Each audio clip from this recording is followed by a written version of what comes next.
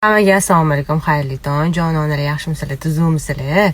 Mani darslarim juda ham tez, zajigательный, doimiy klientim borligi uchun, ancha yillardan beri stabilniy kiyib yuradigan klientlarim borligi uchun skidka gruppalar ham ocha olmayman.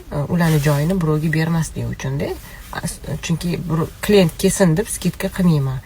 O'zi klient bor. Yetarli to'la zal, даже jalb qilishadi kamaytiring odamingizni deb. O'shaning uchun vanfit ham ocholmayman.